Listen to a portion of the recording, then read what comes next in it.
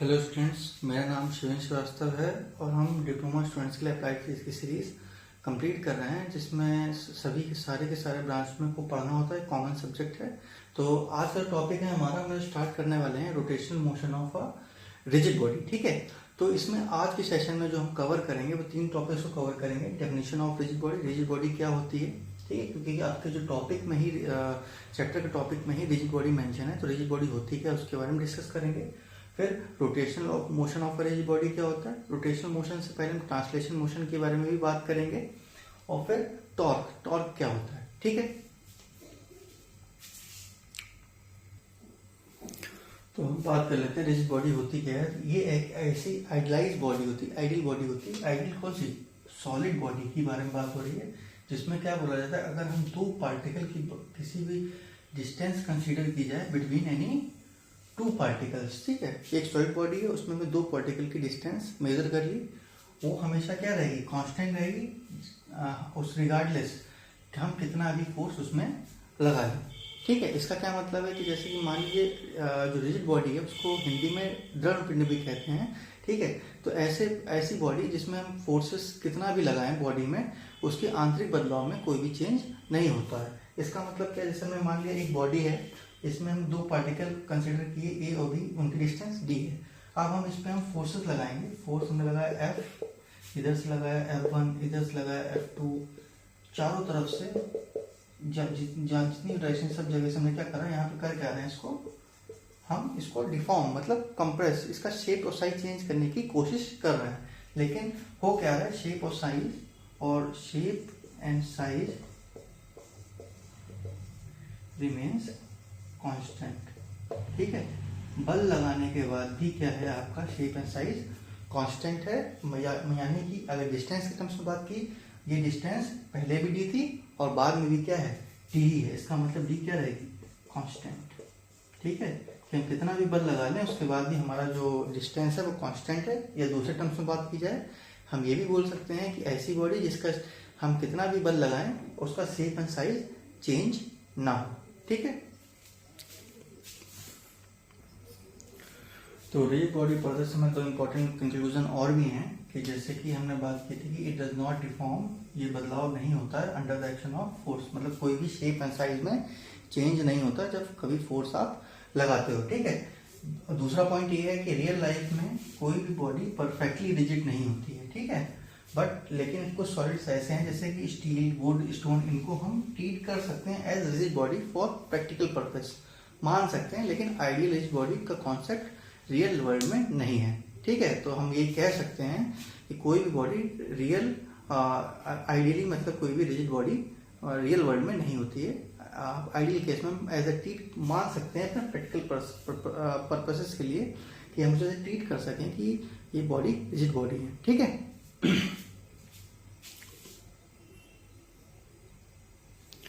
तो अब हमको डिस्कस करना है rotational motion of a rigid body की। रिजिड बॉडी का रोटेशनल मोशन कैसे होता है, लेकिन उसको समझने से पहले हमें ट्रांसलेशन मोशन पढ़ना पड़ेगा। ठीक है, उससे पहले हम ट्रांसलेशन मोशन पढ़ लेते हैं rigid body of rigid body. तो पहले हम इसको समझ लेंगे कि क्या होता है translation motion of rigid body. तो जैसे रोटेशनल मोशन क्या होता है कि एक चक्कर में आप सर्किल में बॉडी घूम रही, पार्टिकल घूम रहा है।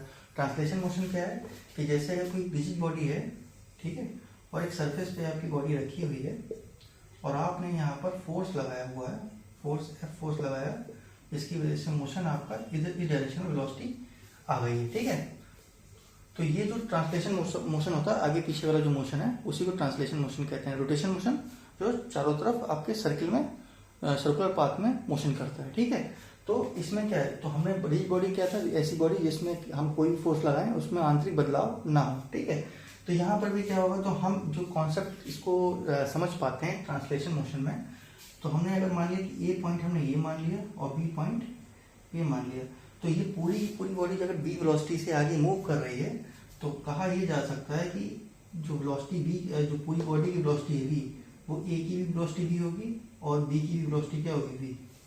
ठीक है, इसका मतलब क्या है कि अगर ट्रांसलेशन मोशन की बात की जाए बॉडी में, रिजिड बॉडी केस में, तो जो बॉडी का जिस बॉडी जो पूरी जो बॉडी है जिस वेलोसिटी से आगे बढ़ रही है उसी वेलोसिटी से सारे के सारे जो पार्टिकल होंगे बॉडी पर वो भी उसी वेलोसिटी या उसी डायरेक्शन में मोशन करेंगे। तो इसका मतलब क्या है, velocity all the particle, velocity of all particles in translation motion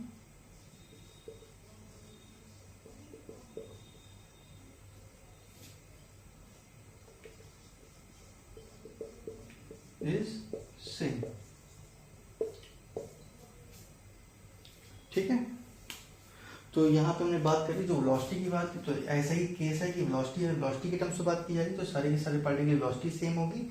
अगर एक्सेलरेशन की बात की जाएगी तो सारे के सारे पार्टिकल की एक्सेलरेशन भी क्या होगा, सेम होगा। ठीक है, अब यही कॉन्सेप्ट अब हम रोटेशनल मोशन में देखेंगे कि रिजिड बॉडी के केस में रोटेशनल मोशन में हम क्या कह पाएंगे कि मोशन कैसा होगा और जो पार्टिकल की बात की गई थी इंडिविजुअल पार्टिकल की उसकी वेलोसिटी क्या रहती है। ठीक है,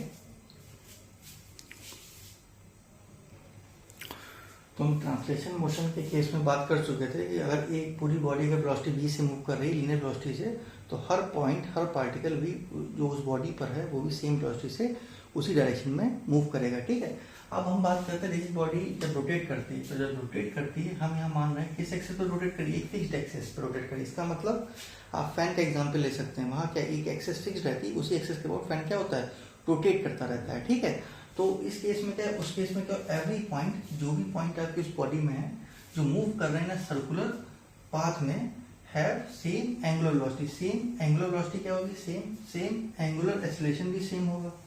ठीक है, बट क्या होगा, डिफरेंट क्या होगा, लीनियर वेलोसिटी। ठीक है, ये हमको देखना है कि इस केस में लीनियर वेलोसिटी हर पार्टिकल की अलग अलग होगी। क्यों होगी, क्योंकि हमको ये पता है v इक्वल टू क्या होता है, आर ओमेगा। ठीक है, तो जो भी पार्टिकल किसी भी बॉडी पर रखा हुआ है, पार्टिकल माना हुआ है, तो उसकी जो रेडियस है पाथ की, जो भी जिस बॉडी पे उसकी रेडियस की डिस्टेंस क्या होगी, एक्सेस से क्या होगी, अलग अलग होगी हर पार्टिकल की। तो डिस्टेंस जब अलग अलग होगी तो आपकी वेलोसिटी भी क्या होगी, अलग अलग होगी। लीनियर वेलोसिटी की बात की जा रही है। ठीक है, इसको देखते हैं। तो हम जो चीज़ हमने स्टेटमेंट पढ़ी थी उसको हम फिगर से ही समझ लेते हैं। हो क्या रहा है कि हम मान के चल रहे हैं एक फिक्स्ड एक्सेस पे एक सर्कुलर पाथ या फैन टाइप की बॉडी क्या मूव कर रही है। ठीक है, एक प्लेट, आप वो मान लीजिए कि एक प्लेट है जो कि हम क्या फिक्स्ड एक्सेस पे और क्या हो रही है, घूम रही है। ठीक है, फिर उसमें हमने 3 पार्टिकल माने, point A, point C, point B. ठीक है, ए बी सी 3 पॉइंट है या पार्टिकल है उसी बॉडी पर। ठीक है, और तीनों की क्या है, सेंटर से R A radius A point की है, आर सी सी पॉइंट की है और आर बी पॉइंट की है। ठीक है, तो ए पॉइंट की हम अगर कंसीडर करेंगे वेलोसिटी क्या आएगी, जैसे हमको फॉर्मूला पढ़ भी चुके हैं, सर्कुलर मोशन में v इक्वल टू क्या होता है, आर ओमेगा। ठीक है, तो ओमेगा सेम है लेकिन रेडियस क्या हो रही है, चेंज हो रही है। तो पार्टिकल ए की जो वेलोसिटी है V A R A omega. ठीक है, तो यहाँ पे आर ए ओमेगा आ जाएगा। फिर सी पॉइंट पे, सी पॉइंट वेलोसिटी क्या हो जाएगी, आर सी ओमेगा, जो की डायरेक्शन भी आपकी कैसी होगी, बात कर रखी थी टेंजेंट टू द, मतलब 90 डिग्री इसके रेडियस के। ठीक है, तो आर सी ओमेगा हो गया। और बी पॉइंट पे की वेलोसिटी आर ओमेगा। ठीक है, वेलोसिटी ऑफ बी, क्योंकि आर डिस्टेंस है तो ओमेगा होगी। ठीक है, तो इन तीनों केसेस में आप देख पा रहे हो तीनों ही आपस में क्या है, सब डिफरेंट है, कोई सेम नहीं है। क्यों, क्योंकि डिफरेंट लीनियर वेलोसिटी। क्यों आ रही है डिफरेंट लीनियर वेलोसिटी, क्योंकि जो एक्सेस से डिस्टेंस है सबकी, सब पार्टिकल की अलग अलग है। लेकिन जब ट्रांसलेशन की बात की थी तो उसमें क्या बोला था कि जो भी वेलोसिटी आपकी आ रही है लीनियर मोशन में, वही वेलोसिटी सारे के सारे पार्टिकल में सेम रहेगी। यहां पर वो केस नहीं है। ठीक है, तो रोटेशनल मोशन रिजिड बॉडी के जो एग्जाम्पल हैं, एक स्पिनिंग व्हील, घूमता हुआ पहिया अपनी एक्सेस पे डायरेक्टली क्या घूम रहा है, और सीलिंग फैन ब्लेड, तो जो फैन होते हैं आपके वो भी क्या, सीलिंग फैन वाले जो छत पे लगे होते हैं वो भी क्या है, आपका रोटेशनल मोशन ही देते हैं। ये एग्जाम्पल होगा। दूसरा है आपका ये जो चीज़ लिखी हुई है, हम एक ट्रांसलेशन मोशन में जिस क्वांटिटी का इस्तेमाल करते हैं और वही क्वांटिटी हमें रोटेशनल मोशन में किस नाम से जानी जाती है, उसको एक रिप्रेजेंटेशन दिया है। जैसे लीनियर वेलोसिटी हम ट्रांसलेशन मोशन में जानते हैं जो लीनियरली मूव करती है, और एंगुलर वेलोसिटी क्या होती है, रोटेशन में काम आती है। तो जैसे ही आपका लीनियर डिस्प्लेसमेंट आपका लीनियरली काम आता है बॉडी में, कितना डिस्प्लेसमेंट हुआ, ऐसे ही एंगुलर डिस्प्लेसमेंट रोटेशन में काम आता है।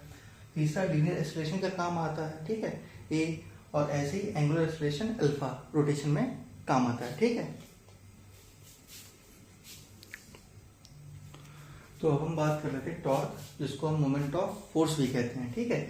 तो अब हमने बात ये कर ली थी कि रोटेशन कैसे आता है, मतलब rotational motion of rigid body क्या होती है, कैसे ट्रांसलेशन से अलग होता है, ठीक है।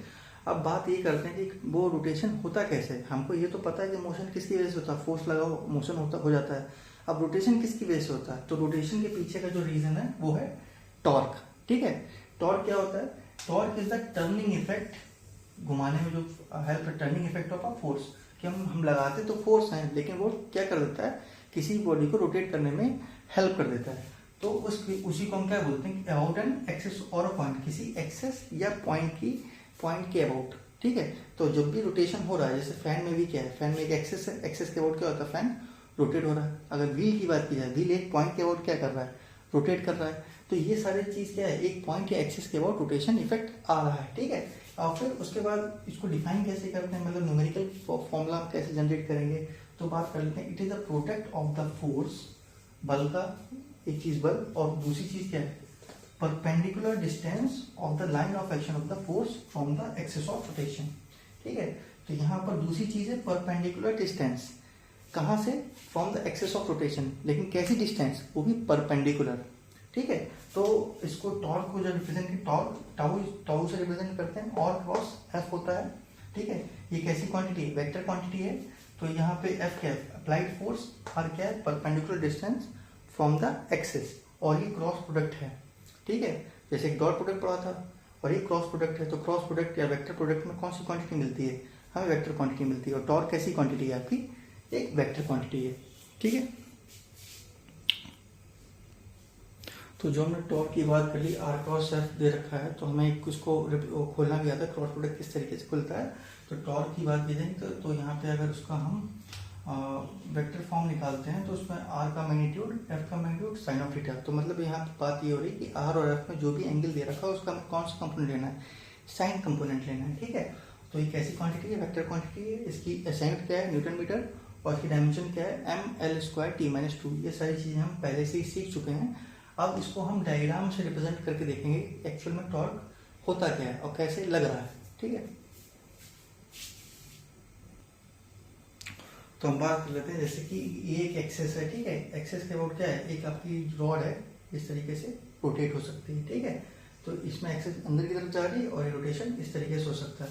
अब इसका जो रेडियस वेक्टर है वो इसके अलॉन्ग है, या लेंथ जो भी मान लो इसके अलॉन्ग है, और फोर्स हम कहाँ लगा रहे हैं, नीचे से ऊपर की तरफ, ठीक है।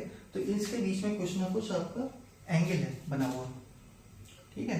तो यहाँ इसको आगे करेंगे तो ये एंगल कंसीडर किया जाएगा, ठीक है, ठीक। तो यहाँ पे जिस पॉइंट पे हम फोर्स लगाते हैं उसको पॉइंट ऑफ एप्लीकेशन कहते हैं, और जिस लाइन के अबाउट हम लगा रहे हैं उसको हम लाइन ऑफ एक्शन कहते हैं, ठीक है। ये दो नई टर्मिनोलॉजी है। जिस पॉइंट के अबाउट हमने फोर्स को अप्लाई किया है वो क्या है, पॉइंट ऑफ एप्लीकेशन, किस पॉइंट पर अप्लाई किया है। और जिस लाइन के अबाउट हमें किसी रेखा के अबाउट क्या कर रहा होगा, मैं फोर्स लगाया होगा, तो उसको लाइन ऑफ एक्शन कहते हैं, ठीक है। तो यहाँ से अगर ये फोर्स ऐसा है तो यहाँ पे परपेंडिकुलर डिस्टेंस क्या होगी इस फोर्स की, आपकी ये परपेंडिकुलर डिस्टेंस आ जाएगी 90 डिग्री वाली, तो ये आर परपेंडिकुलर डिस्टेंस हो गई, ठीक है।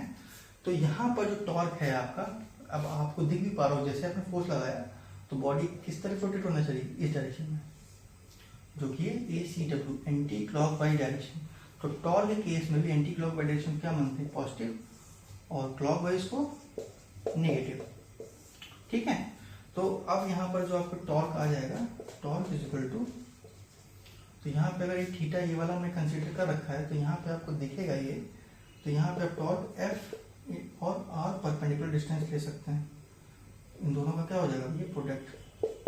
तो आपको F R perpendicular, sorry, torque क्या हो जाएगा, R,